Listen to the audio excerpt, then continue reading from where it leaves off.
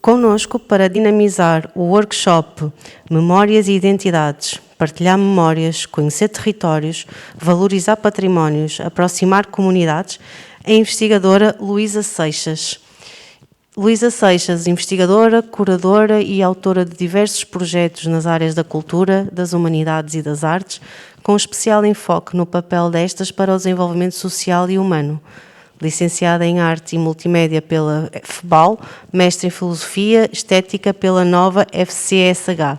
Atualmente, desde 2015 e com previsão de término em dezembro de 2021, é doutorada e bolseira FCT em História pela mesma faculdade. Obrigada, Luísa.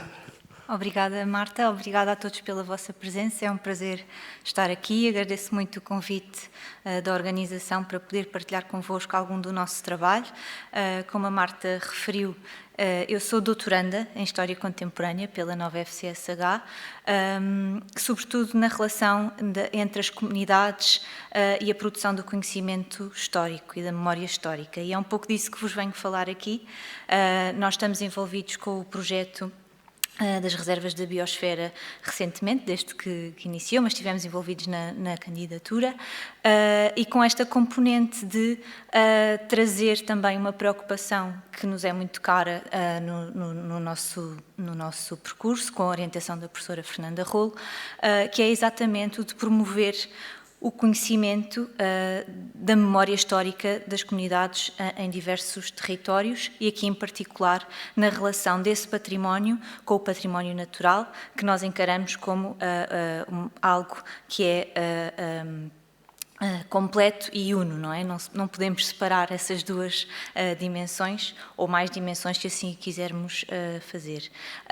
Portanto, este workshop vai ter um modelo não muito dinâmico, porque tínhamos... Não sei se tenho que ligar aqui o microfone. Nós tínhamos pensado numa dinâmica mais participativa, mas com este modelo híbrido também se torna mais difícil com o online e o presencial. De qualquer forma, estou à disposição para qualquer questão que possa surgir. Interrompam, por favor, ponham questões aqui e online também. Portanto, esta manhã nós pensámos dedicar um pouco a estas várias questões, partilhar memórias, conhecer territórios, valorizar o património e aproximar comunidades, tudo isto de uma forma que vai muito ao encontro daquilo que são as nossas metodologias em História Contemporânea, nomeadamente no programa Memória para Todos, que vos vou apresentar brevemente. Foi iniciado cerca de 2009, 2010 pela professora Maria Fernanda Rolo, nessa altura a propósito do centenário da Primeira República, em que a professora reconheceu que havia ainda muita memória histórica, obviamente não em primeira mão, mas partilhada, que era muito importante integrar naquilo que são as narrativas do conhecimento histórico sobre esse evento. E fez uma série de entrevistas, recolheu uma série de documentos e depois já no centenário da Primeira Grande Guerra, não sei se podem só mostrar o slide, sou eu, desculpem. Deu início, então, durante o centenário da Primeira Grande Guerra, a um grande evento de recolha de testemunhos, documentos e objetos daqueles que tivessem qualquer memória e relação com esse evento. Aqui, claro que, obviamente, também não os protagonistas, mas os seus familiares ou outros que tivessem tido relação com pessoas que tivessem tido algum tipo de protagonismo nesse evento. E, a partir daí, o projeto foi crescendo e estes são alguns dos projetos que temos estado a desenvolver. Mais recentemente as memórias do contrabando no Douro Superior, as memórias da indústria em São João da Madeira, fizemos também da Cortadoria Nacional de Pelo, da imigração, enfim, temos vários projetos, se quiserem consultar o website, ele funciona, ele está em remodelação neste momento, estamos a construir uma infraestrutura muito robusta, com possibilidade de pesquisa por temas e territórios, etc. Mas aqui o que vão encontrar é o resultado do nosso trabalho, que no fundo são várias campanhas de recolha de memórias, de história oral, de objetos e documentos relacionados com estes diferentes temas. Algo que é muito importante neste programa é que muitos destes projetos nascem não por iniciativa da academia, mas por iniciativa das comunidades ou das entidades interessadas em fazer estes registros, porque valorizam e percebem que há, de certa forma, que fazer esse registro e essa preservação dessa história oral e também dos documentos e objetos que cada um de nós poderá ter em casa e que poderá ter importância e valor para a construção do conhecimento histórico. Para além disso, muito importante referir, todo este modelo acaba por ter e convocar um envolvimento dos protagonistas dessa história, sejam eles mais ou menos envolvidos, ou sejam observadores, ou como nos outros projetos que eu referi, que poderão ter, de certa forma, sido receptores de algum tipo de memória e que contam a sua versão dos eventos e daquilo que experimentaram. Só para vos dar aqui um exemplo, é um vídeo que eu já vou colocar a passar. Nós organizamos normalmente, no âmbito destes projetos, o que chamamos os Dias da Memória, que são eventos de 2, 3 dias, ou poderão ser campanhas mais longas, em que convocamos as pessoas, convidamos as pessoas a virem partilhar as suas memórias e a trazer os seus documentos e os seus objetos e, como equipa de investigadores, fazemos uma espécie de arquivo vivo em que digitalizamos, entrevistamos as pessoas e tudo isto depois irá reverter para este arquivo que está agora disponível no website de Memória para Todos. É só uma breve apresentação daquilo que é o nosso trabalho.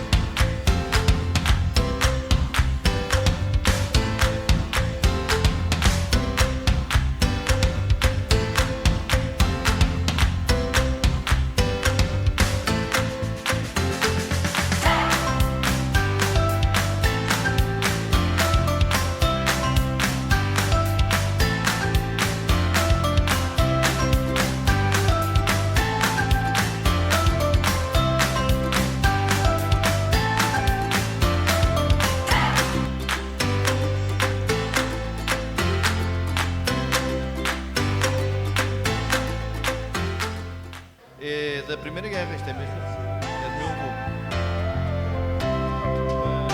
Tenho aqui outra parte da máscara, que é a última, no tal na sacola, onde tinha uma fotografia do meu avô. Era este jovem oficial aqui, capitão.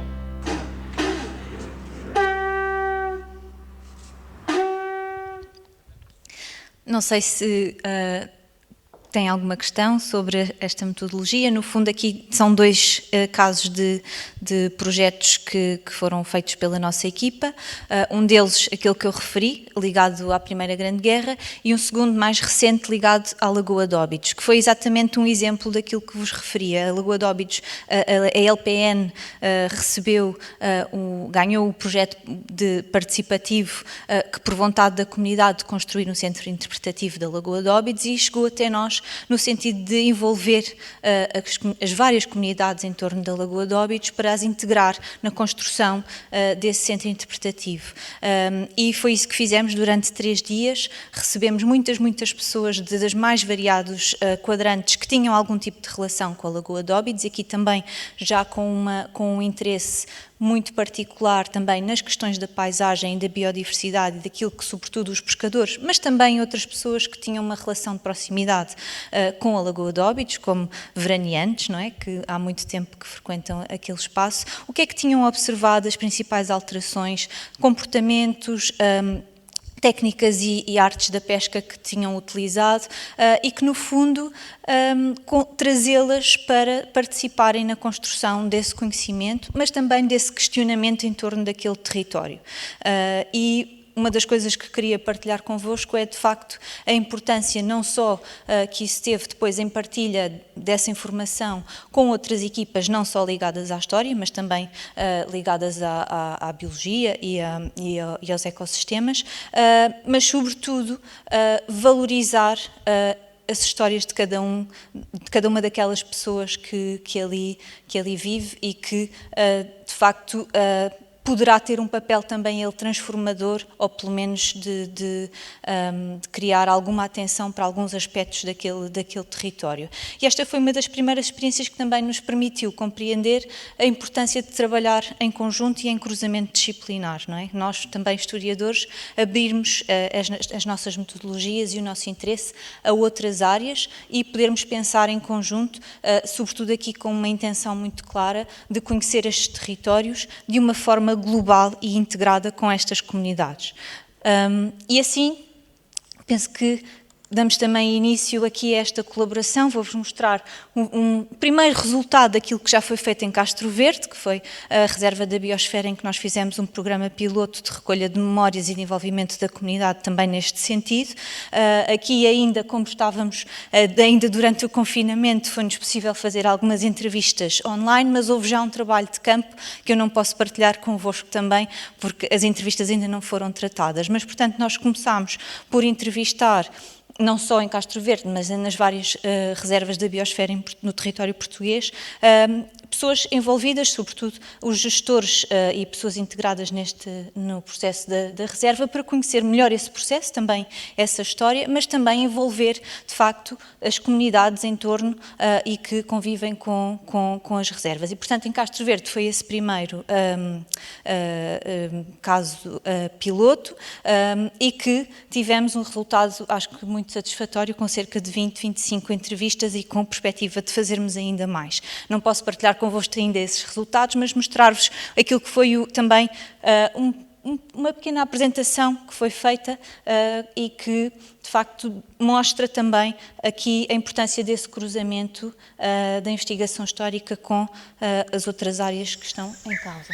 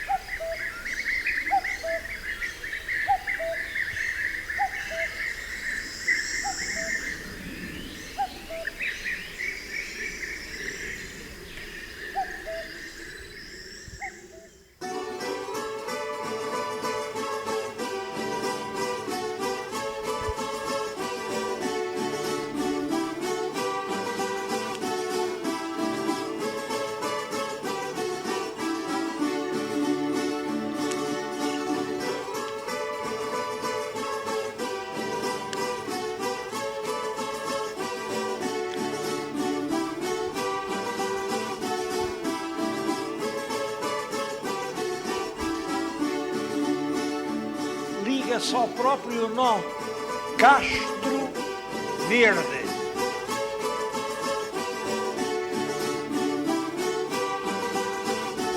A aptarda é o tissol de barriga negra, a pastagem, o tartaranhão caçador, este campo branco é uma realidade muito particular. os chascos, o rolieiro, picanços, os culpos, papafigos, O rio do Campo Branco, muito da aptarda, a planície com uma baixa densidade arbórea, a águia de Bonel, a águia imperial ibérica, águias cobreiras, águias calçadas, milhafres, práticas agrícolas, pastoreio do cereal, da aptarda para os cisões, o cante, seja coelhos, seja perdizes, seja lebres, a tradição da viola campaniça, o clube de caça, o Futebol Clube Castrense, clubes motaras, nomeadamente a Associação de Agricultores do Campo Branco. Não é?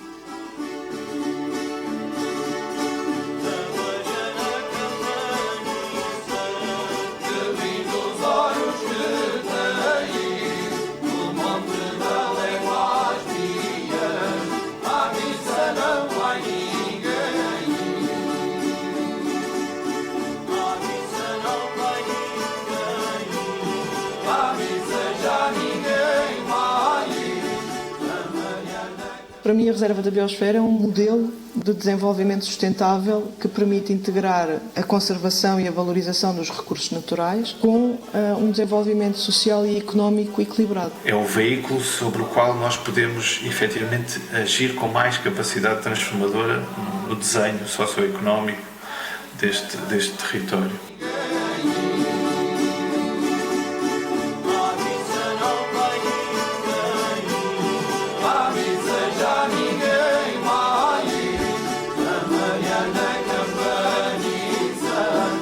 os anos, no terceiro fim de semana de outubro, Castro Verde abre as portas da sua famosa feira de gado e não só, como dizem agora os falam barato na rádio, na televisão, nos jornais, e não só.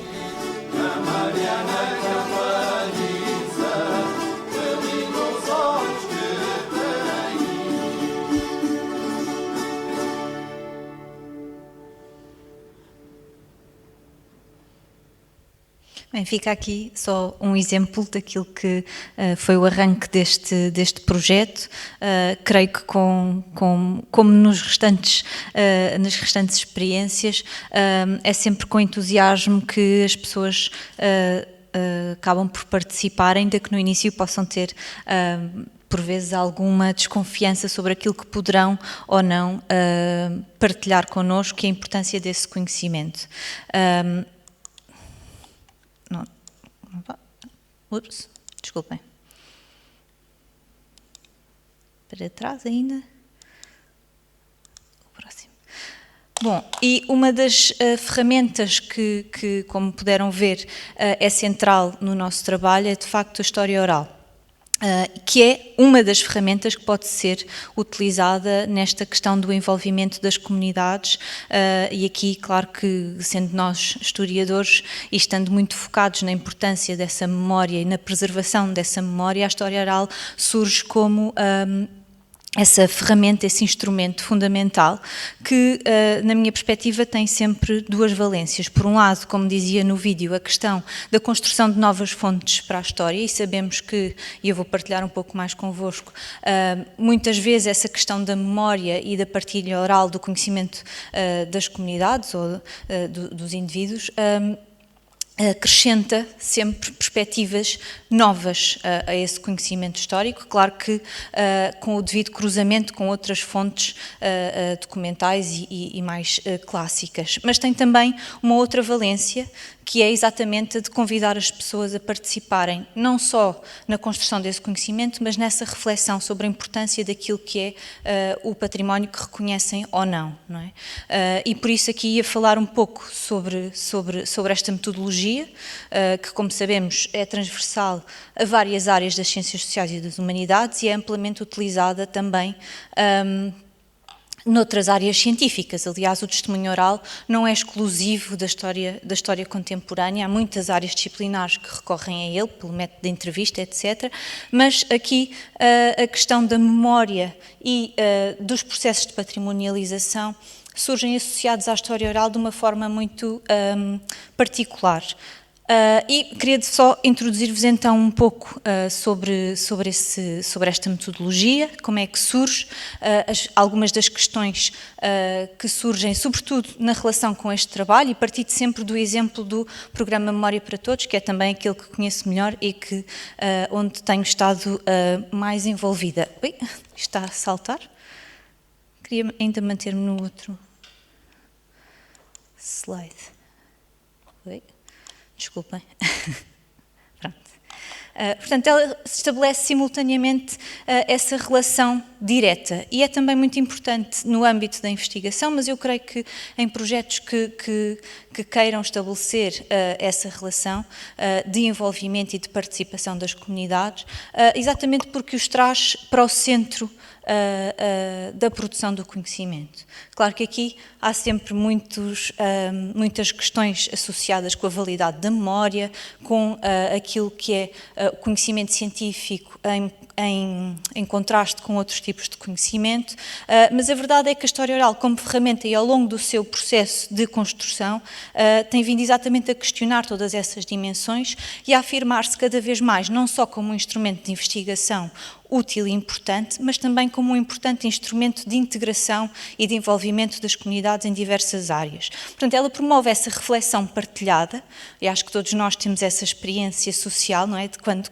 partilhamos algo, estamos também nós a refletir sobre as nossas próprias narrativas e como é que nos posicionamos relativamente a determinados temas e até mesmo em relação à nossa própria história.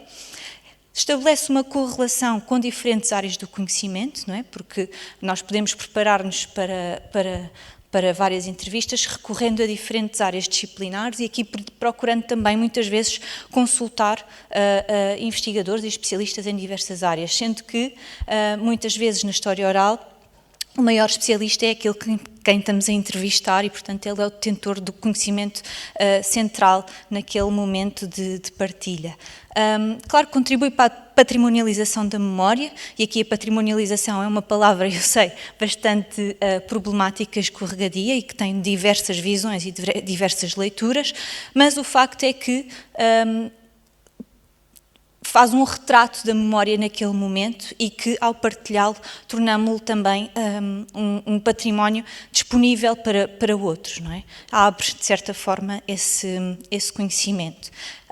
Promove mudanças de comportamento, dentro e fora da academia, no sentido em que o próprio investigador também sai da sua torre de marfim e muda e é obrigado a criar uma relação de empatia e de proximidade com as comunidades e com os protagonistas da história, e também sobre as próprias populações, sobre o seu património local e pessoal e familiar, como já referi. Isto está aqui a cortar. Bom, ela pode constituir uma importante ferramenta na relação, seja dos investigadores como dos promotores de projetos que querem exatamente fortalecer essa relação e, sobretudo, integrar diferentes formas de conhecimento naquilo que são os resultados dos seus projetos. Queria só também mostrar-vos aqui um pequeno excerto da entrevista que foi feita ao Sr. Valdemar Lopes, que é pescador na Lagoa de Óbidos, e que foi um dos casos que a demonstração de entusiasmo da parte dele em partilhar connosco a sua história acabou por ele próprio, de certa forma, condicionar e conduzir a forma como foi feita a entrevista. Nós fizemos as entrevistas na Lagoa de Óbidos no espaço da Inatel, e o Sr. Valdemar foi ter connosco, levou uma panóplia de instrumentos que ele usava e que já tinha herdado, penso, dos pais, nas suas artes da pesca, e depois de lá ter estado connosco a partilhar vários detalhes sobre a utilização desses instrumentos, nós convidámo-lo a fazer a entrevista, mas ele disse que a entrevista não podia ser feita ali, que tinha que ser feita necessariamente em frente à sua cabana, que era o contexto e o ambiente que ele achava que era de facto importante ser registado. Isso, claro que exige uma grande flexibilidade da nossa parte, mas também enriquece muitíssimo o projeto, não é? Porque de facto documentar a sua história de vida naquele espaço, em frente àquele lugar, tem uma validade muito diferente dele estar isolado numa sala a contar-nos e a partilhar connosco essa memória. E acaba por ser um documento interessante nesse sentido. Queria só mostrar-vos um pouco, claro que isto traz muito mais problemas técnicos do que se fizéssemos numa sala com todas as condições para fazer o registro da entrevista, nomeadamente questões de bateria, de luz, etc., de som, mas naquele momento nós estávamos em coautoria deste documento, portanto ele tomou também a dianteira de como fazer este registro. Saía daqui e com o destino lá acima ia para o braço e para a Brosa pescar, às enguias.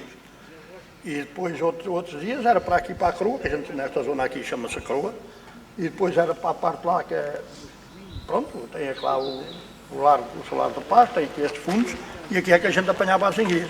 Para o marisco é a mesma coisa, portanto há marisco lá em cima, que o mar na parte da areia, mas na parte da areia as ameijas são sempre melhores, pronto, para andar a mergulho a água é sempre mais limpa e eu deslocava mais vezes para ali. Por isso, em vez de o ter lá em cima, fiquei com ele aqui neste sítio, acho que é melhor, está mais no centro da pesca. Pronto, é. Então aqui no centro, nesta zona é mais baixa? Não, aqui é fundo, aqui lá, mesmo no meio, hoje atualmente é o sítio até se calhar mais fundo da lagoa. É um dos mais fundos. É aqui lá em cima no baixo. Ainda é capaz de ter ali uns 5 metros, ali ou 6, e lá em cima também. Agora as outras margens é tudo mais baixo. Eu saio sempre daqui todos os dias. Todos os dias. Agora não tem porque ele partiu-se, tive a arranjá-lo. Mas de qualquer maneira, quando vier é para aqui que ele vem. E é daqui que eu vou sair, ou para o lado do norte, ou para o lado do sul. Pronto, é o destino. Depois quando eu chego aqui, penso para onde é que... E estes barcos? Bom, A entrevista continua, depois se tiverem interesse poderão vê-la, estão todas disponíveis no nosso website e através do YouTube, mas aqui enfatizar também algumas questões que surgem neste tipo de documento. Não só a história de vida, obviamente, e das questões sociais associadas a estes documentos, mas também uma memória muito particular que é, por exemplo, os nomes vernaculares dos locais, não é? E como é que as pessoas se adereçam aos diferentes locais, e também a observação prolongada ao longo da vida do Sr. Valdemar deste território e das alterações que foram sendo performadas nesta paisagem. E, portanto, o documento acaba por reunir várias questões e podemos explorar em diferentes áreas também, não é? Não só na história, mas noutras áreas. Só fazendo aqui um pequeno percurso sobre aquilo que é a história oral, não sei se alguns de vós já trabalharão eventualmente com esta ferramenta, mas ela começa a afirmar-se no contexto académico, sobretudo a partir da década de 40. E aqui muito relacionada também com algumas das questões que já referi, por exemplo, a desconfiança sobre a memória que ao longo da criação da historiografia sempre existiu e ainda existe, não é? E ainda para falarmos de história oral e do trabalho com a memória temos sempre que ter alguns cuidados e algumas salvaguardas relativamente a isso, porque sabemos que cada um de nós faz a nossa interpretação daquilo que é a realidade e, portanto, quando fazemos a entrevista temos sempre que ter noção que estamos a falar da perspectiva de alguém. Ela pode então focar essa história de vida, fazer um percurso pela história de vida, ou falar de determinados eventos ou acontecimentos da história contemporânea. Ela pretende então registar essas experiências de cada um, que são únicas, não é? E em que cada um é especialista da sua própria história. E tem especial cuidado, então, na forma como é feito o registro, na preparação do guião, na preparação do contexto em que essas entrevistas vão ser também depois apresentadas, e há uma questão muito importante também, que é a questão da coautoria, não é? No momento em que realizamos esse tipo de registro e criamos uma fonte a partir da história oral, a pessoa que nos cede a entrevista, ou as pessoas, são sempre coautoras desse documento, o que levanta também questões muito importantes depois na forma como vamos tratar e lidar com esse documento. Aqui só enfatizar, então, esta questão da própria experiência de cada um, não é? Na partilha e na construção desse conhecimento, através da entrevista do Rui Romão. O Rui Romão foi responsável durante alguns anos pelo Jardim do Palacete de Mendonça em Lisboa, que não sei se alguns de vossos conhecem, que foi recentemente vendido à Fundação HCAN e que tem um jardim magnífico que, enquanto estava na posse da nova SBR, onde era a sua sede, era aberto ao público e o Rui Romão era responsável pelo jardim. E desde que foi vendido à HCAN, esse jardim ficou vedado ao público. E o Rui Romão tem uma relação muito particular com esse jardim, além de ser engenheiro agrónomo com uma perspectiva muito especial sobre a natureza, tinha também uma relação muito particular com este espaço. E nós conseguimos chegar a ele a partir de outro projeto no qual estávamos envolvidos, o Memória das Avenidas, em que estávamos a fazer o registro de histórias de vida de vários moradores dessa área de Lisboa, a atual freguesia das Avenidas Novas, e foi através de alguém que estava envolvido no projeto, que nos disse, tenho que ir entrevistar o Rui Romão, porque ele, de facto, tem uma memória que é muito particular e que mais ninguém conhece aquele jardim daquela forma. Claro que nós, quando fomos estudar a história do Palacete e do próprio jardim, o Rui Romão não surge em lado nenhum, não é? Mas aqui está um exemplo de que esta fonte, este documento, acaba por ser uma perspectiva muito particular e muito própria e, ao mesmo tempo, permite-nos conhecer o jardim.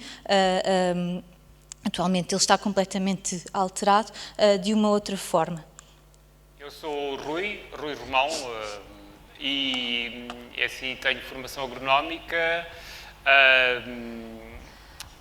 estou aqui, vai fazer 26 anos, está a fazer 26 anos que entrei cá no Palácio, inicialmente para tratar simplesmente a parte da frente, visto que isto tem uma dimensão muito grande, não é? São mais de 3 hectares e o diretor na altura convidou-me para fazer a parte de recuperação da parte do palácio para a frente, para a rua. O que se passou é que esta zona toda, que estava abandonada há cerca de 40 anos, foi inicialmente limpa, os arruamentos, porque nada disto se sabia como é que era o traçado, por uma equipa da Câmara que esteve aqui cerca de 2 anos, eram de Monsanto, e fizeram esse trabalho, vamos lá, de fundo, de tirar todo o material vegetal que estava sobre as ruas, cortar árvores que tinham nascido, tirar trepadeiras e assim, não é? Basicamente. E depois, esta parte do parque, ou seja, as traseiras, estiveram abandonadas, abandonados não, esquecidos, durante cerca de mais uns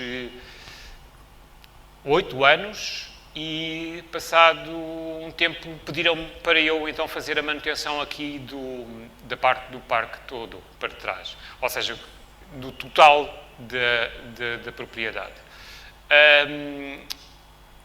Aqui este espaço é muito interessante, eu vou dizer algumas coisas que me foram agora facultadas por uma arquiteta que está a fazer o doutoramento, e essas, que é a Júlia Varela, e essas informações são dignas porque, na verdade, ela se foi documentar para o seu doutoramento.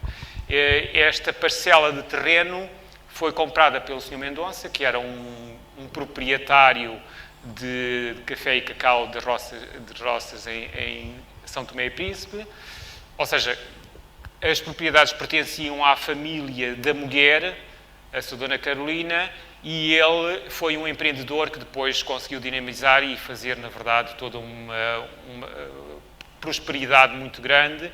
É evidente, depois canalizou dinheiro para a metrópole, naquela altura, como se chamava, e para construir este mega palácio e a quinta, não é? Também através da Júlia, o Ventura Terra, que era, vamos lá, o arquiteto da altura de grande renome, e, simultaneamente, com a parte tecnológica que o Sr. Mendonça tinha conhecimento, fizeram, vamos lá, uma parceria na construção do palácio. Em relação à parte do jardim e depois da mata, isto era uma quinta que foi partida, eu acho que inicialmente ele comprou 6 hectares, que depois restringiu a esta área, murou-a toda e ficou então só 3 hectares, não é?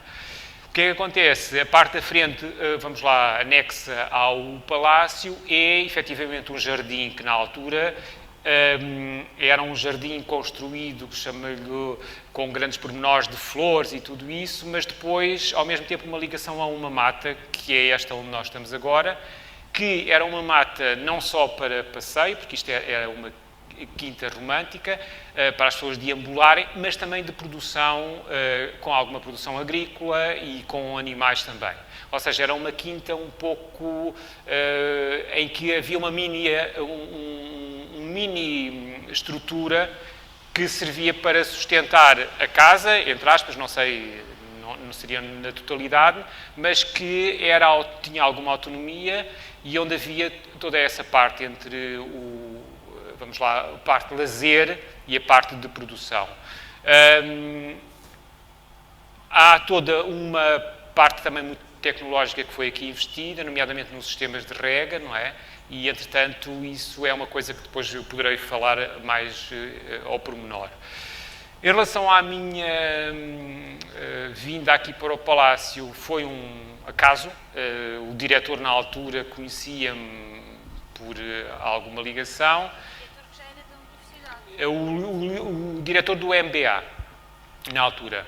E ele tinha ou seja, conhecíamos, e, entretanto, ele tinha feito uma tentativa de começar a recuperar a parte do jardim. O que lhe pediram foi uma exorbitância e ele, entretanto, por acaso, lembrou-se de me chamar, não é? Eu consegui fazer um orçamento que ele conseguiu pôr isto em andamento e eu vim para cá com o pessoal. Simultaneamente fiz aqui, lancei um curso de formação de jardineiros, que também era a tentativa de começar a fazer alguma limpeza e, entretanto, começámos então a desbravar e, em simultâneo, a Câmara também instalou aqui uma equipa, não permanente, mas que foi fazendo todo esse movimento. Ou seja, a parte jardinada à volta do Palácio estava num estado, vamos lá, completamente abandonado. Foi um trabalho duro de tirar mato, de tapar os caminhos, porque estavam todos também acumulados, e depois foi iniciado todo um processo de recuperação. Eu aconselhei-me com os colegas de paisagistas e eles fizeram, dentro daquilo que era o orçamento, aquilo que lhe parecia mais indicado, foi pôr o...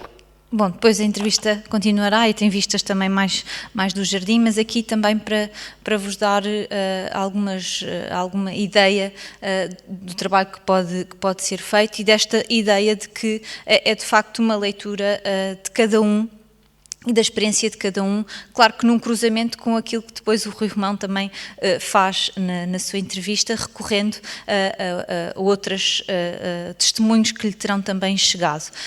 E acaba por ser essa ideia de que vamos registar essa experiência individual, essa memória construída individualmente, mas que contribui de facto para o conhecimento de um determinado tema e território ou evento, ou mesmo sobre a questão da história de cada um e esse percurso e de que forma é que ele pode acrescentar leituras e camadas àquilo que é o conhecimento histórico e aquilo que nos interessa conhecer. Não estou a conseguir aqui mudar o slide. Ups, voltou.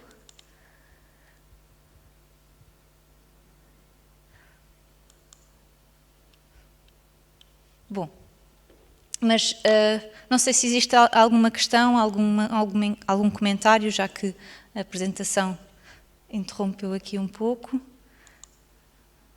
Ok, parece que... Certo, está ligeiramente lento, mas não faz mal.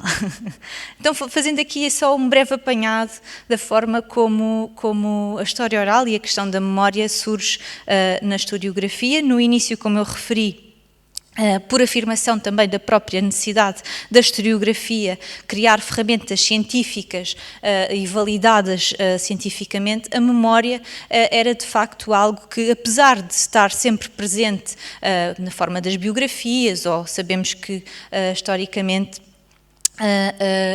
o testemunho oral foi desde sempre uma fonte importante para a construção do conhecimento histórico, mas com muitas suspeitas. E, portanto, ao longo do século XVIII e XIX,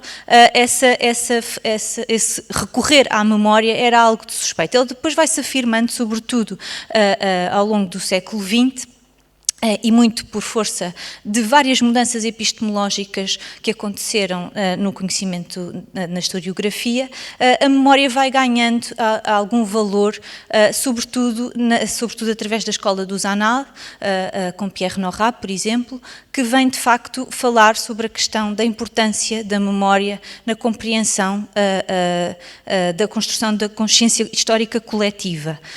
E essa perspectiva individual e, por outro lado, dessa construção necessariamente coletiva da memória vai ganhando cada vez mais protagonismo e vão-se construindo narrativas e possibilitando a integração dessas narrativas na construção do conhecimento histórico.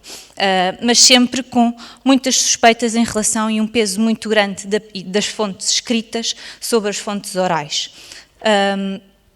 Durante o século XX e muito... não consigo mesmo mudar os slides. E muito claro pela afirmação e pelas grandes mudanças tecnológicas que se performaram no século XX, nomeadamente a possibilidade de se fazer o registro áudio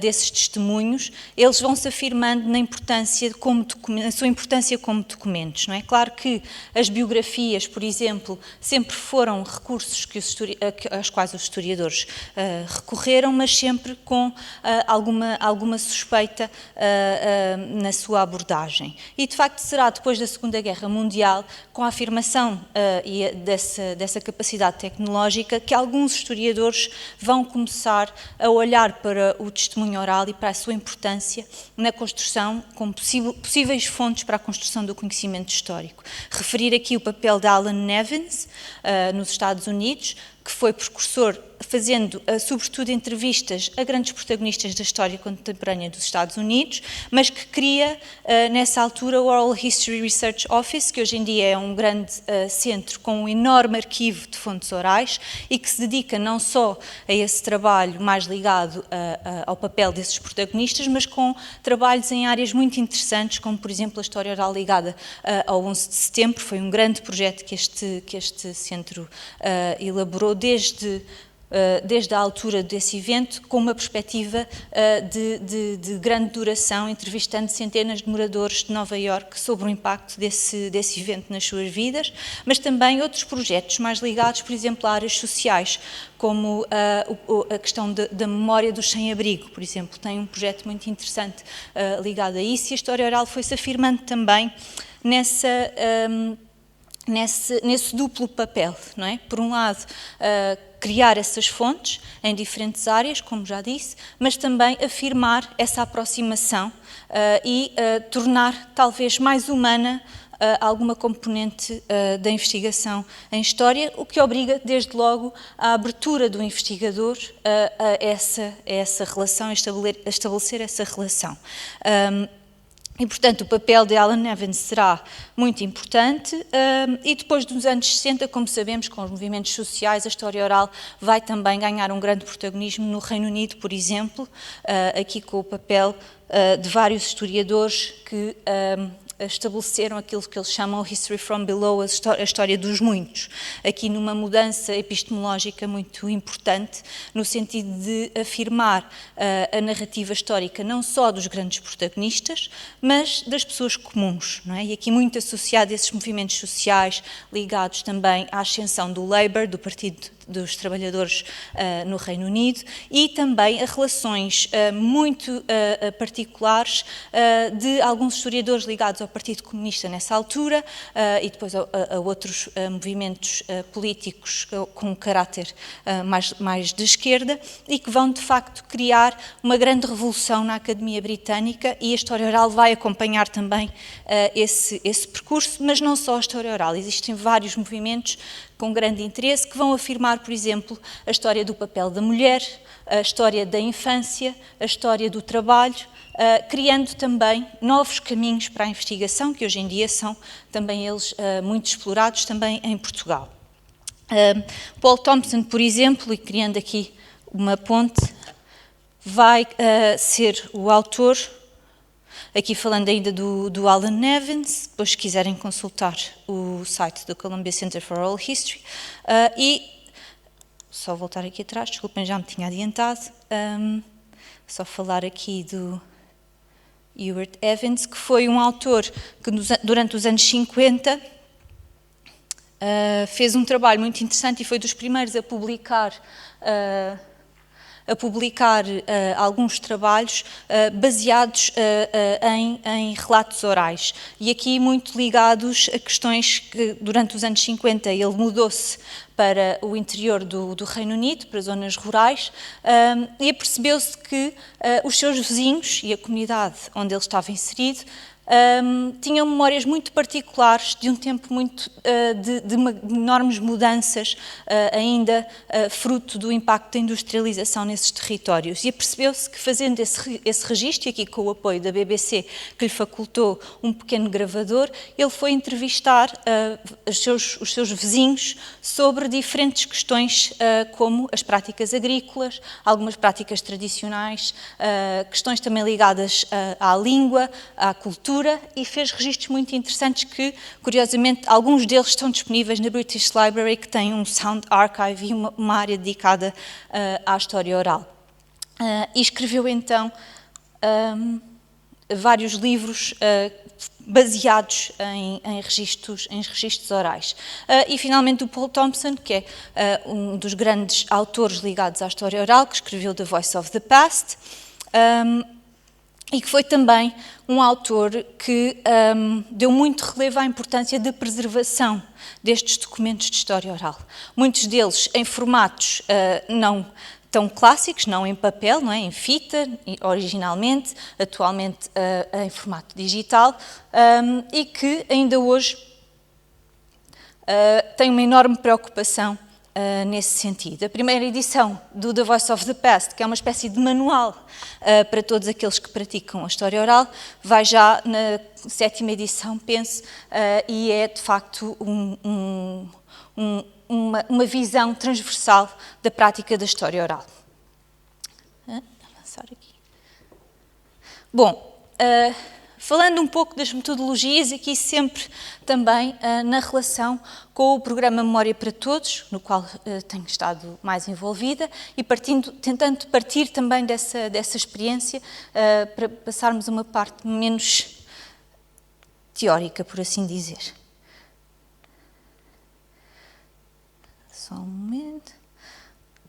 Portanto, a história oral, no fundo, é feita através de entrevistas, não é? Que podem ser feitas em registro vídeo, áudio ou, noutro formato, podem ser só feitas as transcrições, mas que cuidados devemos ter antes, durante e depois da realização dessa entrevista.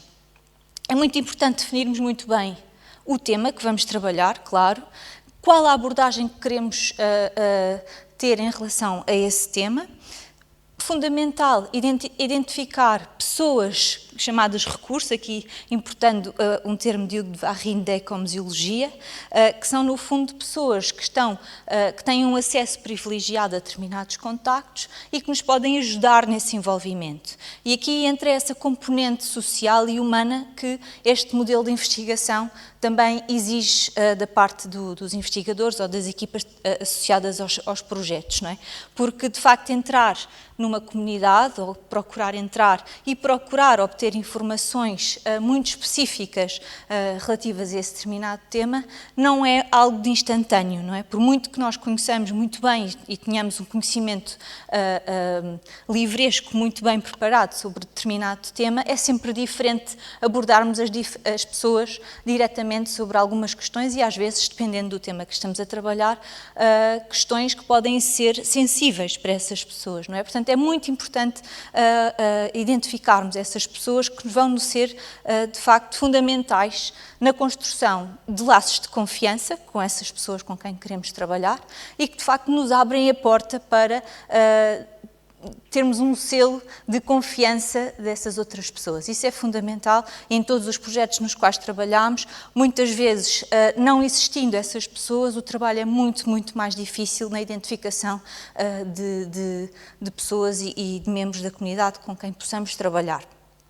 É importante fazermos essa investigação preliminar de contextualização e aqui eu acrescentaria que nessa investigação preliminar é muito importante fazermos então esse trabalho também, como viram na entrevista de Castro Verde, de identificação de quais são também as entidades, os agentes que estão no território e que podem suscitar algumas questões mais sensíveis.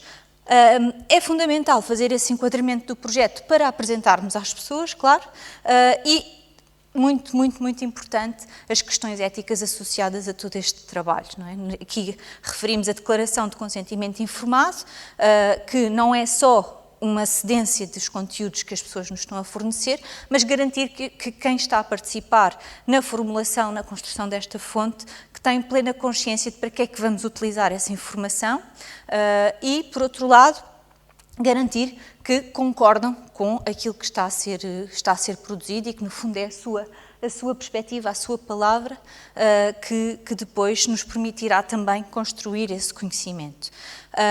Fundamental escolher o equipamento com que vamos fazer esse registro, por vezes adequar às várias situações, por vezes o vídeo é demasiado intrusivo e não toda a gente se sente à vontade em falar de determinados temas em frente a uma câmara, o gravador talvez seja mais discreto, mas caso isso não seja possível, temos que recorrer a algo menos que nos permita fazer algum tipo de registro, fazê-lo à mão ou de outra forma. É muito importante pensarmos como é que vamos garantir a preservação desses conteúdos depois, após a entrevista. Acontece muitas vezes a muitos investigadores fazerem os registros e depois não conseguirem mantê-los, e aqui Podem ser planos mais ou menos robustos de preservação desses dados, também dependendo do tipo de registro que irão fazer, e elaborar um guião. E aqui a questão do guião também vai depender muito da abordagem que queiramos ter.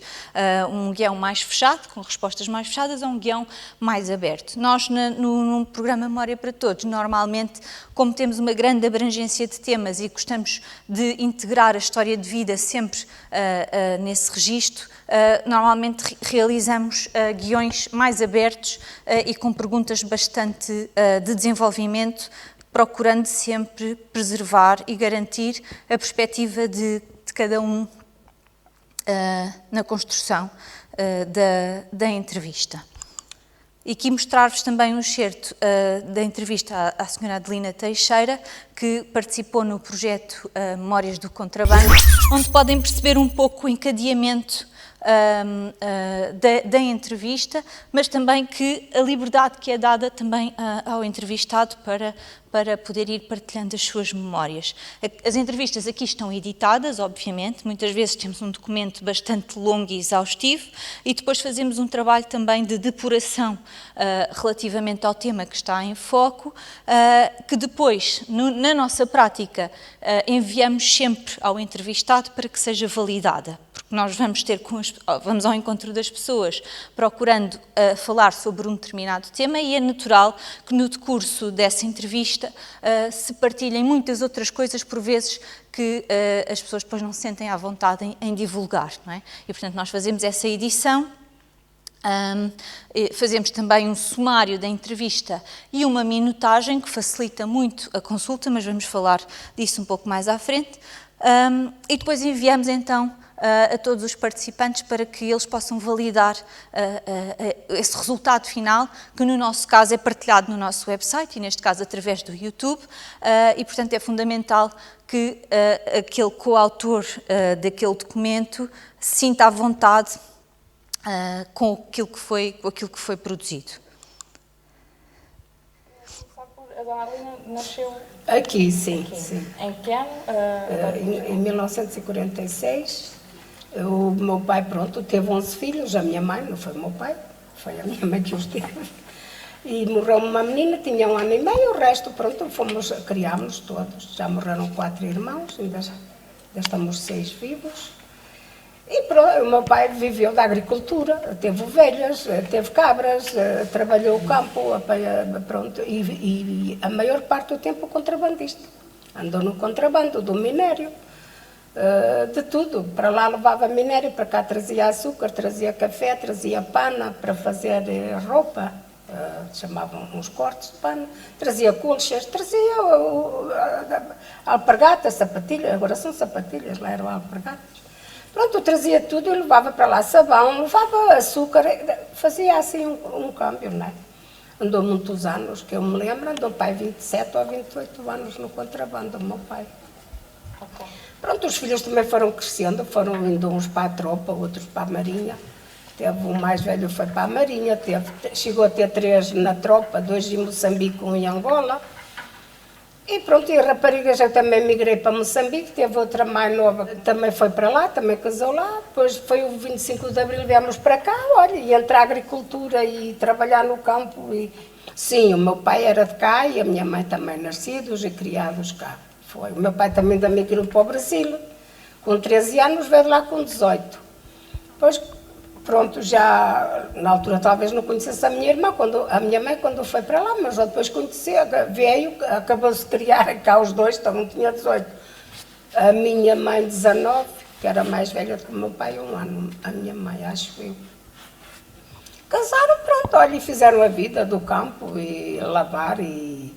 que antigamente a gente tinha que ir à fonte, tinha que lavar a roupa nos rios, nos ribeiros, tinha que se ir à fonte, tinha que se ir ao mato, não era a gás, era a lenha, na panela de ferro, que se cozinhava, era tudo assim.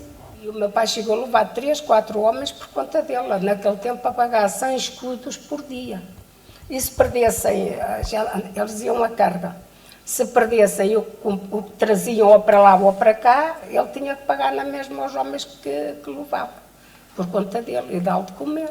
E eles iam em grupo, que nunca passavam no mesmo sítio nem passavam todos ao mesmo tempo.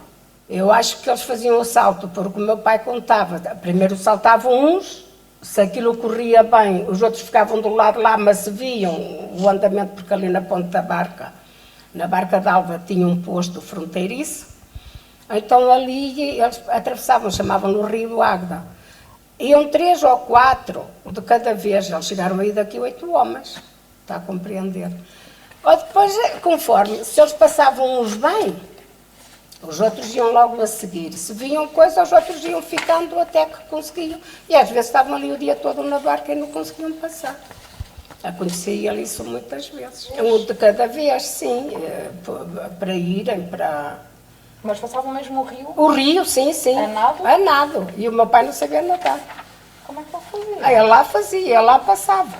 Ele passava para lá e para cá e com a carguinha às costas.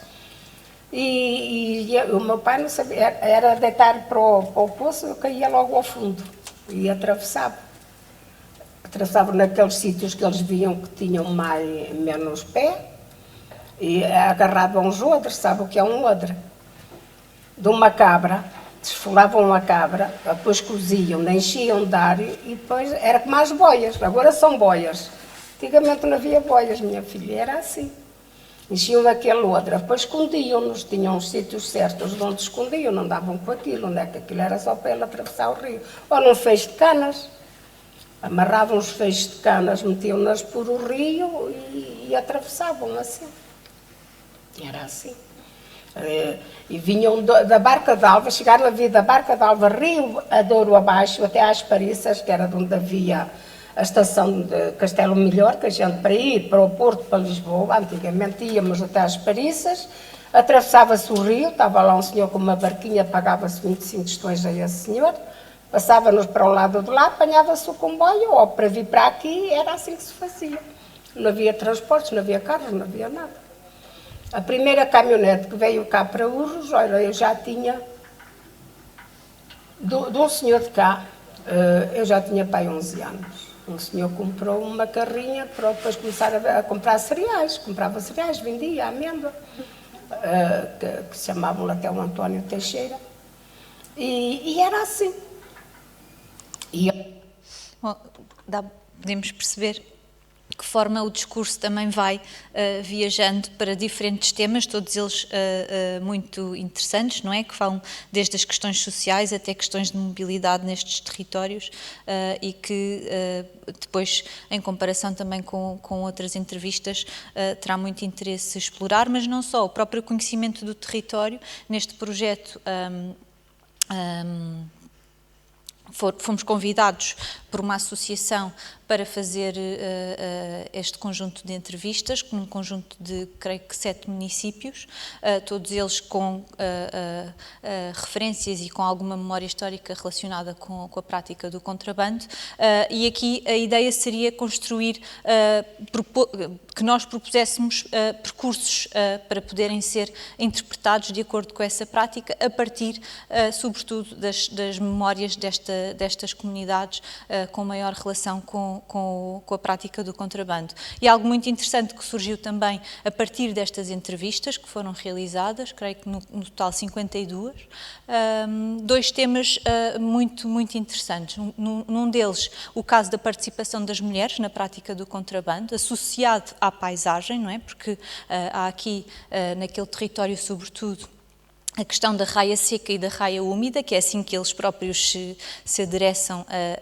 a essa característica da fronteira, não é? No caso, que tinham que atravessar o rio ou, por outro lado, fazê-lo por percursos onde não existissem cursos de água. E de que forma é que, por exemplo, as mulheres praticavam muito mais o contrabando na raia seca e os homens muito mais na raia úmida, exatamente por estas dificuldades dificuldades que a senhora Idalina refere e do perigo que representava fazer essas travessias. E é muito interessante, neste caso, a leitura que se pode fazer da relação entre a própria paisagem e da própria definição do território e estas práticas sociais, no caso, o contrabando, mas também outras questões associadas à questão da mobilidade, por exemplo, e da importância destas práticas de economia paralela que tiveram para estas comunidades, obviamente, e mesmo na leitura histórica da transformação que depois ocorre com a abertura das fronteiras. Portanto, o guião, no nosso caso,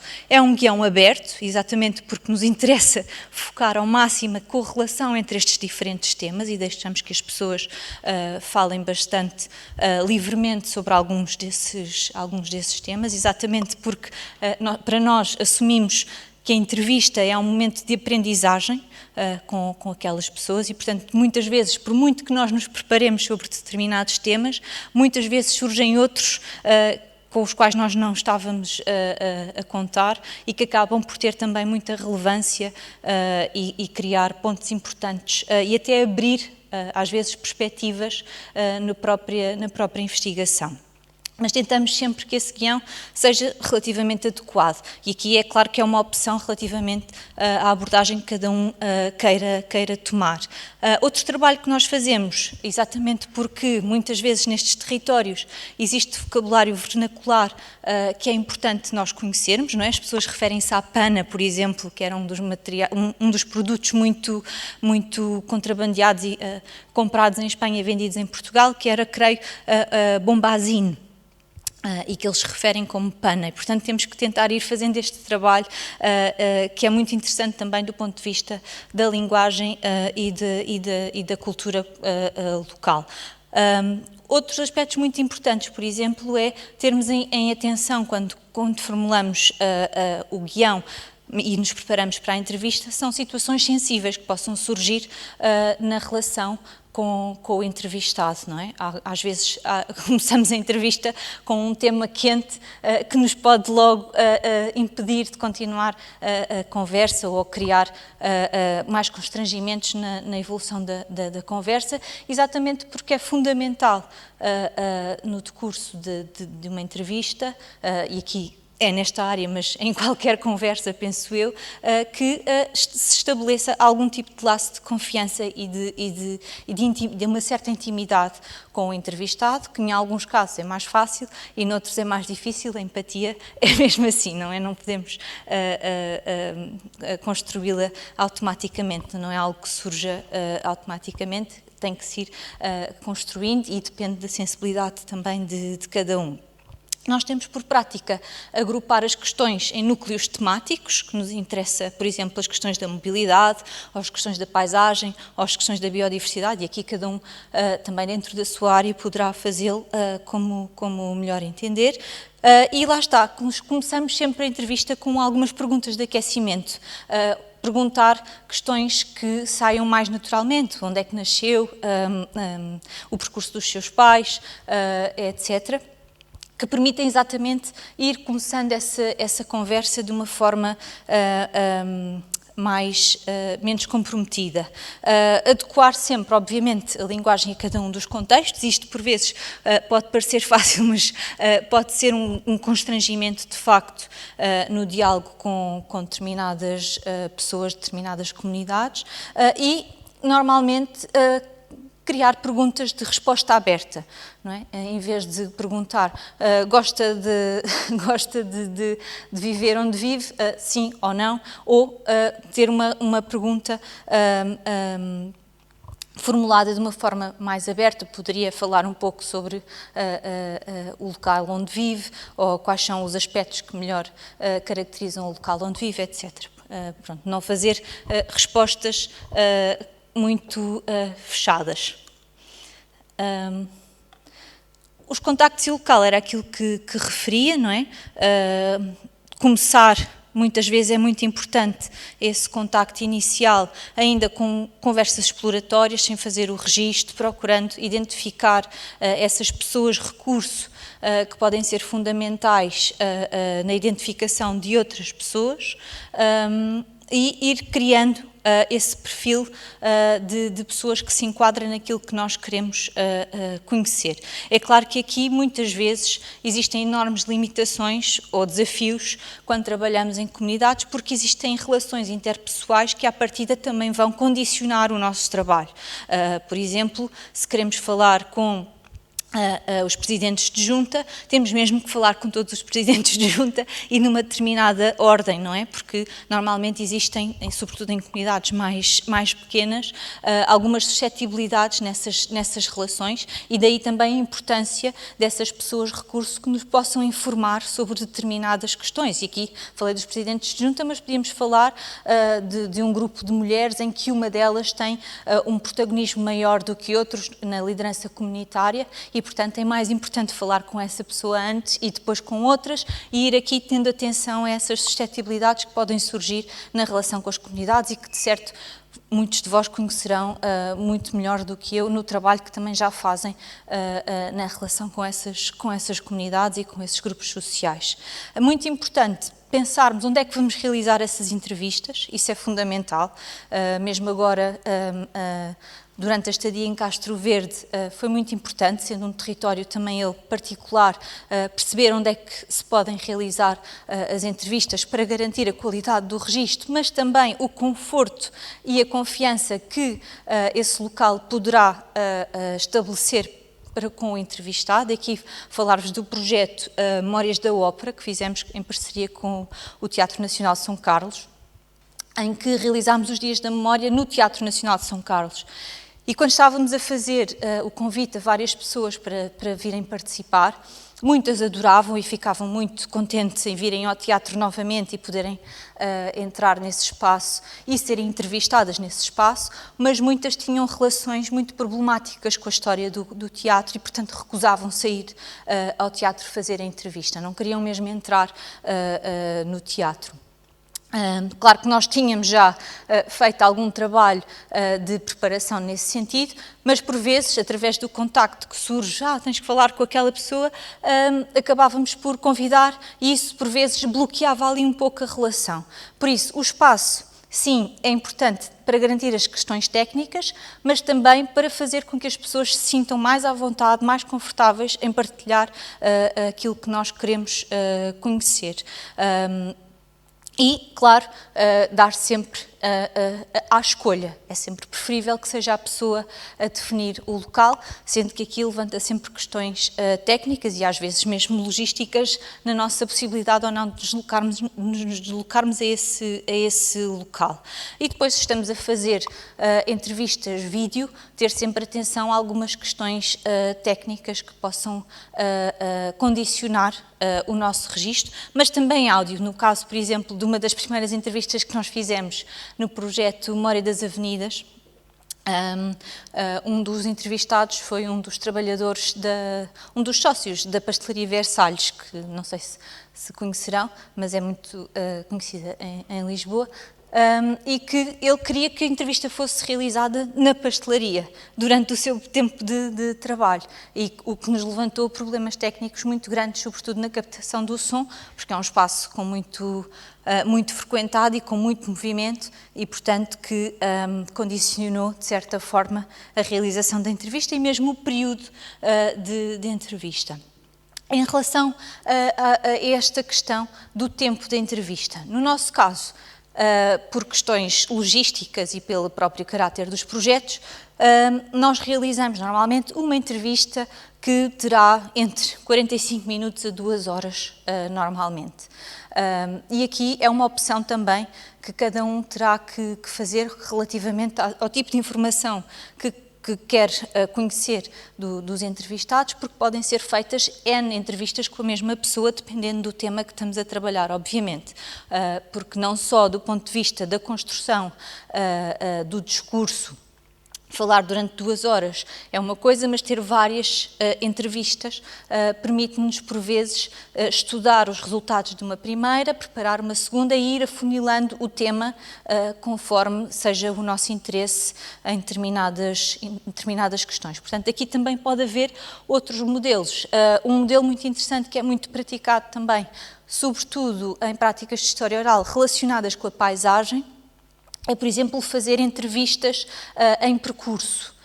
E aqui, um pouco voltando à entrevista do Sr. Valdemar, é muito diferente do próprio Rui Romão, que estava fixo no local, estar a descrever determinado sítio, ou nós podermos acompanhar e fazer o registro da paisagem ou da arquitetura, enquanto a pessoa se vai movendo ao longo do espaço. Por outro lado, e da mesma forma, a presença de objetos ou fotografias ou outros despoletadores de memória podem também ser grandes auxiliares na construção da própria entrevista. Da mesma forma que o espaço pode suscitar determinadas memórias ao longo desse percurso, também os objetos e os documentos podem fazê-lo. Por isso há aqui várias hipóteses de exploração que podem criar documentos muito interessantes para o estudo não só da história, mas de outras áreas disciplinares. Ups.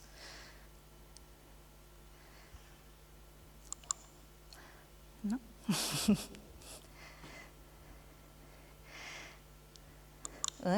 Desculpem. Bom, ficamos com algum tempo também para questões. Algumas notas finais relativamente à realização deste tipo de trabalhos. É fundamental a questão do consentimento informado, não é? E aqui as questões éticas são mesmo importantes refletirmos antes de partirmos para a construção de um projeto deste tipo, de uma iniciativa deste tipo, pensarmos... Ups, voltamos atrás, mas não faz mal. Pensarmos nessas questões éticas, não é? No envolvimento das pessoas, não como uma limitação, mas para termos sempre em atenção que estamos a trabalhar com essas pessoas e que elas serão sempre coautoras de qualquer tipo de documento que possa ser daí formulado e que... pelo menos na prática da história oral, assim como nós a vemos, é fundamental garantir a dignidade desse registro, e muitas vezes falamos com pessoas mais velhas, com idades mais avançadas, termos sempre em atenção a qualidade desse registro, e quando temos dúvidas sobre a própria segurança dessa pessoa na veiculação daquilo que é a sua informação, podemos falar com os seus familiares, criar um contexto de segurança em que as pessoas se sintam de facto valorizadas e não exploradas ao fazerem essa partilha dessa informação. Porque normalmente, e sobretudo falando com pessoas mais velhas, partilham-se coisas muito para além daqueles temas muitas vezes que nós queremos trabalhar e, portanto, é muito importante que essas pessoas se sintam seguras naquilo que estão a partilhar e que compreendam também a importância daquilo que estão a fazer em muitas situações. É muito natural as pessoas partirem para uma entrevista deste tipo, dizendo que não têm nada para contar, que a sua vida não tem qualquer tipo de valor naquilo que nós queremos conhecer e que ao fim de 2 horas se sintam realmente mais valorizadas nesse sentido. E isso, do ponto de vista pessoal, também é muito reconfortante para nós fazermos esse trabalho e acho que é uma componente mesmo fundamental desta prática, pelo menos como nós a fazemos e entendemos. E por isso a última palavra é sempre do entrevistado, e aqui acontecem casos em que, mesmo tendo a autorização, e depois enviando o documento final, com a versão final, para o entrevistado, já aconteceu em alguns casos as pessoas, no fundo, voltarem atrás e não quererem partilhar determinado documento, e nesse caso a última palavra é sempre do entrevistado, pelo menos na forma como nós entendemos o nosso trabalho. É muito importante que as pessoas compreendam e tenham esse consentimento em partilhar aquilo que foi feito coletivamente. É fundamental permitir esses silêncios e essas pausas. Por vezes as pessoas precisam de tempo. Nós às vezes quando estamos a realizar a entrevista, ou porque temos várias agendadas nesse dia, ou porque o próprio modelo de estarmos a filmar ou a gravar, ou termos alguma vontade de passar às próximas questões, às vezes, por vezes, não damos o tempo necessário para as pessoas fazerem a sua reflexão e permitir esses silêncios que são tão próprios da comunicação interpessoal. Fundamental reforçar que essa é uma memória pessoal e íntima, não é? Nunca podemos partir para uma entrevista da perspectiva do certo ou errado. Nós somos sempre aprendizes nesse momento, estamos sempre a dar o protagonismo a quem estamos a conhecer e, portanto, eles são esses especialistas na sua própria vida e, por fim, que essa é sempre um documento partilhado, não é? E, portanto, que esse é um aspecto fundamental deste trabalho. Vou regressar aqui só um pouco ao outro slide, mas creio que já falámos sobre várias destas questões, o que fazer durante a entrevista, que aparentemente pode parecer algo simples, mas por vezes não é, e falávamos ainda outro dia sobre essa questão. Porque normalmente nós utilizamos sempre 2 pessoas para fazer o registro, uma que fica totalmente dedicada à inter-relação com o entrevistado e uma outra que vai fazendo anotações ou tomando conta do equipamento. E falávamos sobre o facto de muitas pessoas, enquanto estão a ser entrevistadas, o simples facto do entrevistador retirar os olhos dessa relação mais direta, acabar por interromper o discurso. E por isso é muito, muito importante que se estabeleça mesmo uma relação bastante intensa nessa procura do conhecimento que estamos a fazer, e lá está, como é muito diferente fazer entrevistas, por exemplo, através do vídeo, que fizemos algumas, como vocês viram, agora durante a pandemia, mas a relação interpessoal, a comunicação não verbal que se estabelece nesse momento é também ela muito importante e fundamental, lá está, na criação da empatia. E aqui voltava a algumas das questões que falámos no início relativamente à história oral, no sentido em que há uma mudança muito grande na forma como o investigador se posiciona em relação à informação que está a ser ali veiculada, não é? Deixa de ser só um documento que estamos a consultar e é uma pessoa, é uma outra dimensão da relação com a investigação que nos faz pensar um pouco também sobre a própria produção do conhecimento.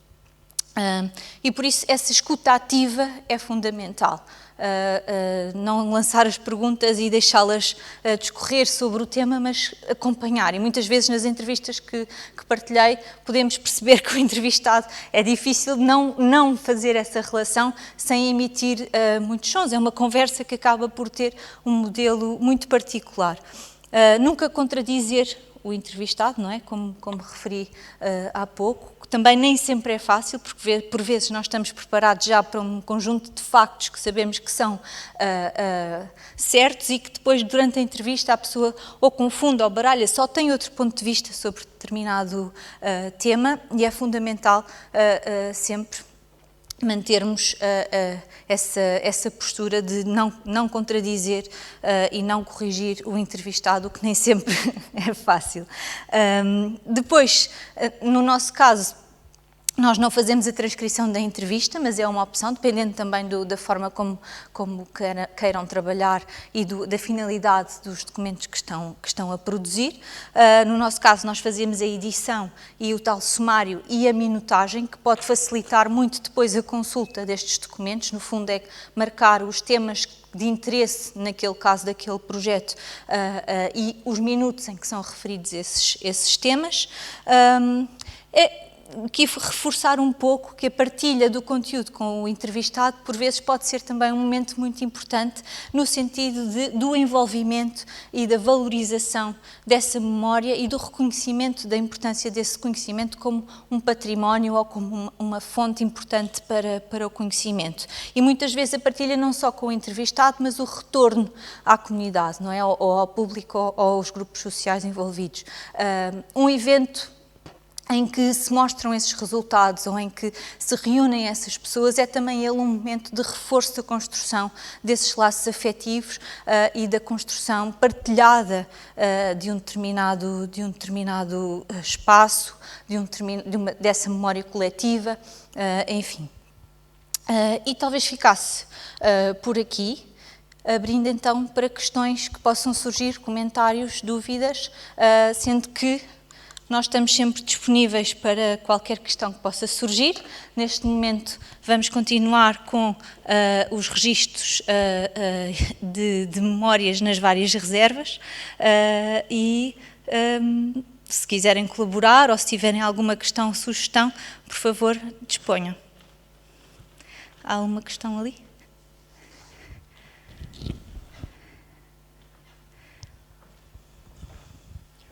Olá, bom dia. Bom dia. Muito obrigado pela apresentação, gostei imenso. Mas eu gostava de fazer um comentário e ao mesmo tempo, se calhar, uma pergunta também. Assim, eu não sou historiador, mas todos nós somos também, é verdade. Às vezes sou um bocadinho historiador também, se calhar. E esta é uma área que me agrada imenso porque, o comentário que eu quero fazer aqui, a sensação que eu tenho é que a grandeza da história oral é tamanha e é tão rica que nós estamos a perder uma quantidade de saber, de coisas que, pronto, que nunca mais as vamos poder recuperar porque não ficam... Pronto, e essa é uma sensação que eu tenho. Eu já fiz algumas entrevistas deste género, e fiz uma experiência aqui há 25 anos, que foi a construção de uma genealogia coletiva. Quando se começou a falar de projetos educativos em Portugal, eu tive a felicidade de me cruzar com alguém que trabalhou as genealogias e, passado algum tempo, passou-me pela cabeça, mesmo eu nessa altura tendo até dificuldade de pronunciar a palavra genealogia, lancei o desafio de construir uma genealogia coletiva para ajudar a construir um projeto educativo de uma escola. Essa foi uma experiência fantástica porque eu não só usei algumas destas metodologias, mas eu pus simultaneamente 160 pequenos historiadores a fazer entrevistas. Eu estudei 160 famílias, a geração dos meus alunos, dos pais, dos avós e dos bisavós, o que deu assim uma história bastante longa e muito interessante. Mas a pergunta que eu queria fazer é esta, é assim, tendo em conta este meu comentário, nós temos, pronto, o vosso projeto é um projeto, pronto, relativamente recente, não é?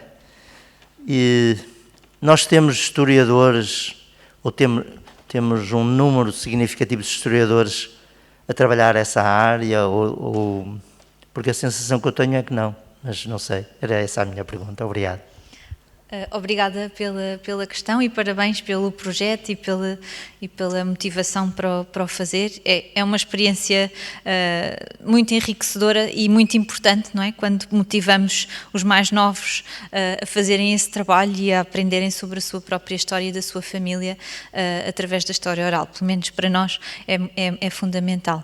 Mas respondendo à sua questão, existem projetos muito importantes e muito interessantes na área da história oral, desde logo a Associação 25 de Abril, que tem um conjunto de testemunhos valiosíssimos que estão disponíveis online, com entrevistas aos protagonistas da Revolução, aqui para mencionar um grande evento, mas existem outros muito importantes, por exemplo, o Ecomuseu do Seixal, já nos anos 80, tem um acervo muitíssimo importante de trabalhadores das siderurgias e das outras indústrias que estão incluídas no Ecomuseu do Seixal.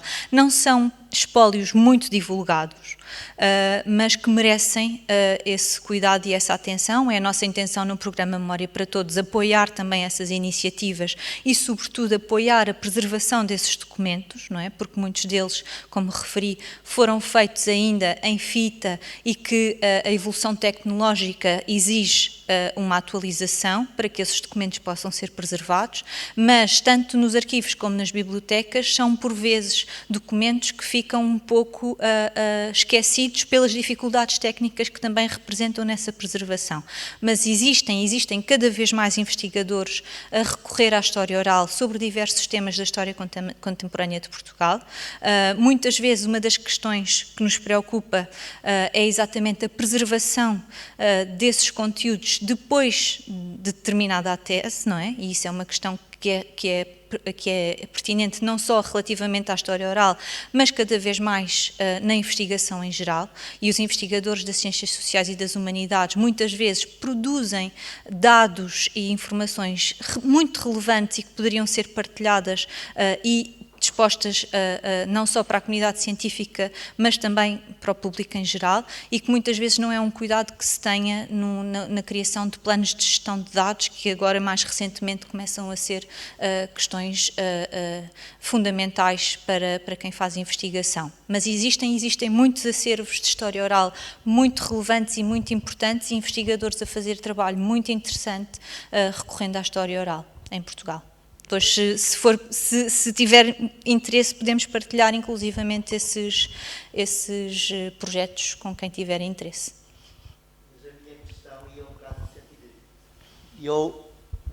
Se eu tiver vontade de fazer uma recolha oral, por exemplo, eu vou dar um exemplo concreto, e há pouco tempo fiz candidatura a uma coisa que agora não me estou a lembrar o nome, mas era... orçamentos participativos. E o meu grande objeto de estudo era um rio, e era o património, o que eu considero património cultural, no qual se engloba o património natural e o património imaterial. E uma das áreas que eu gostaria imenso de trabalhar era a recolha do património imaterial, nomeadamente através. Se eu quiser recorrer a alguém para me apoiar, há alguma entidade, assim, onde eu pudesse, pronto, é assim, eu tenho algumas bases e pronto, isto o que implica é muito trabalho e não é para ser feito por uma pessoa só, portanto, há alguma entidade, algum grupo ou grupos a que se possa recorrer para esse efeito? O programa Memória para Todos estará sempre disponível para procurar apoiar.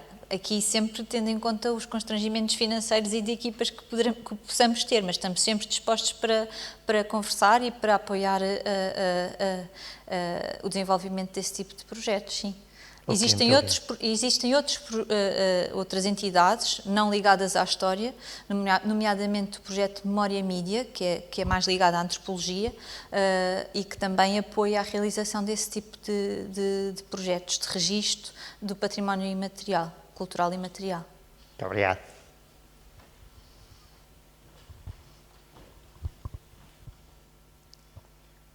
Mais questões? Ou comentários?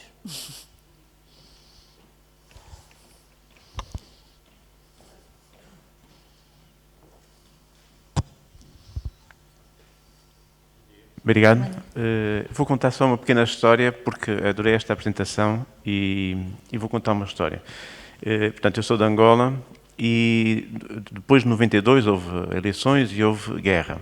E houve um jornalista que ficou na rádio, no Cuito, na cidade capital do BE, e foi contando todos os dias o que se passava. E nós ligámos à rádio e sabíamos que o Cuito não tinha caído, que estava portanto, cercado, mas não tinha caído. E era uma pessoa que foi crescendo no nosso imaginário, portanto, foi incentivado, quando acabou o cerco, passado uns anos, a escrever aquela história. E ele escreveu as suas memórias. Claro que ele não é escritor. Escreveu e foi criticado, porque aquelas memórias não eram a verdade. E foi criticado. Aí, mais uma vez, ele não sendo escritor, mas era da rádio, e resolveu, então, recolher as memórias dos outros. E, portanto, fez entrevistas, portanto, uma recolha oral, e escreveu, portanto, as memórias dos outros, para poder dizer que, às vezes, a mesma história contada por mim, que vivi de uma maneira, e por outro contada, o mesmo evento, é outra história.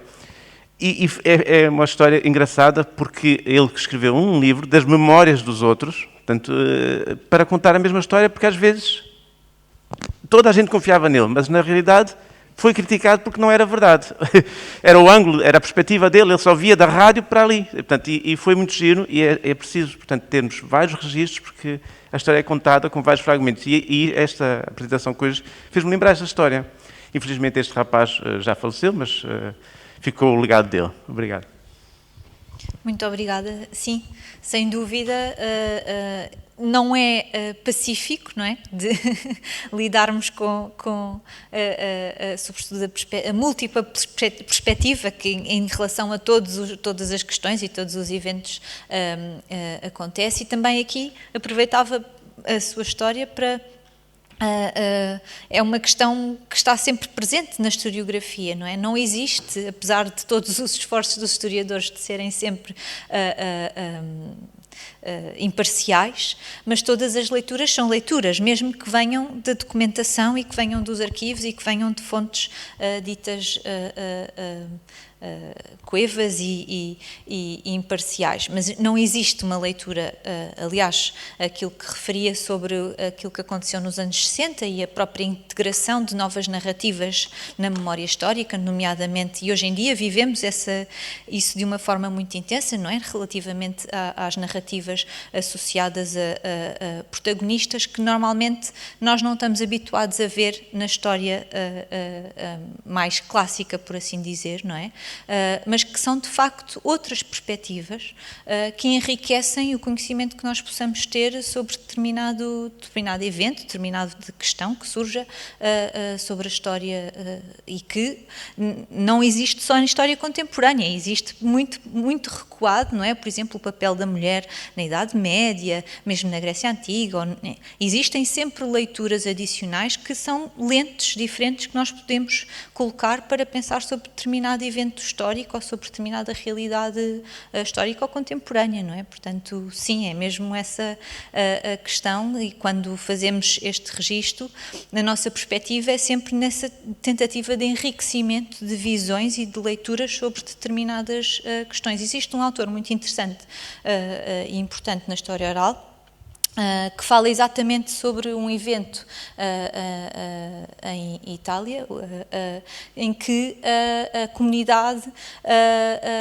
interpreta um determinado acontecimento, neste caso a morte de um trabalhador, ignora completamente os factos ditos reais, mas a memória histórica desse evento acaba por se tornar muito importante para a construção da identidade e de um conjunto de movimentos sociais que depois nascem a partir daí, e esse é, no Alessandro de Portelli, é um dos aspectos interessantes e importantes neste cruzamento entre a reflexão sobre a construção da memória histórica e da memória coletiva, porque nem sempre elas são coincidentes, não é? E hoje vivemos um momento de grande questionamento em relação a isso, não é? Nomeadamente sobre a questão da história da escravatura, ou sobre a questão do papel da mulher, da infância, do trabalho, etc., na nossa história. E que recua muito para além do momento atual, não é? E que é importante para a construção das identidades coletivas. Obrigada.